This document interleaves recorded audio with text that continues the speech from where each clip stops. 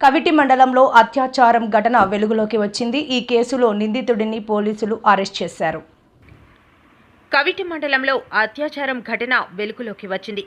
ఈ కేసులో నిందితుడిని పోలీసులు అరెస్ట్ చేశారు. కవిటి పోలీసుల వివరాల మేరకు 23/2026 తేదీ సాయంత్రం తిప్పానుపుట్టుక గ్రామ జంక్షన్ వద్ద నెలవంక గ్రామానికి చెందిన దుక్క జోగారావు అలియాస్ చిన్నారెడ్డి అలియాస్ చిన్నోడును అదుపులోకి తీసుకుని అతని వద్ద ఉన్న మొబైల్ ఫోన్ను స్వాధీనం చేసుకున్నారు. 18/3/2026 తేదీన దుర్గమ్మ పుట్టుక గ్రామానికి చెందిన మహిళ కవిటి పోలీస్ స్టేషన్లో ఫిర్యాదు చేసింది.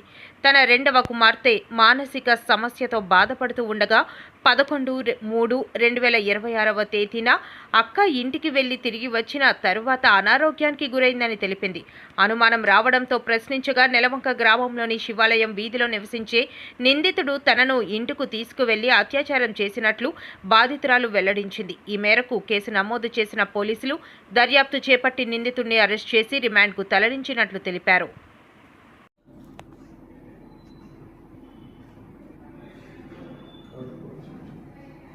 కవిటి పోలీస్ స్టేషన్లో 18/3/2026 సాయంకాలం దుర్గమ్మ పుట్టుక విలేజ్కి సంబంధించిన దుర్గాసి గంగమ్మ ఇచ్చిన ఫిర్యాదు మేరకు crime number 20/26 under section 64 class 2 class K 78 class 1 కింద కేసు నమోదు చేయడం జరిగింది.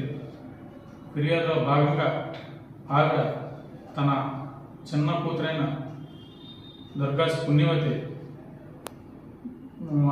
వాళ్ళ పెద్ద కూతురు నెలవంకలో ఉన్న గ్రామానికి వెళ్తున్నప్పుడు అదే గ్రామానికి నెలవంక గ్రామానికి చెందిన దుక్క జోగారావు అనే వ్యక్తి అత్యాచారం చేశారని ఫిర్యాదులో పేర్కొనడం జరిగింది. దానిపై కవిత ఎస్ఐ గారు కేసు నమోదు చేయడం జరిగింది.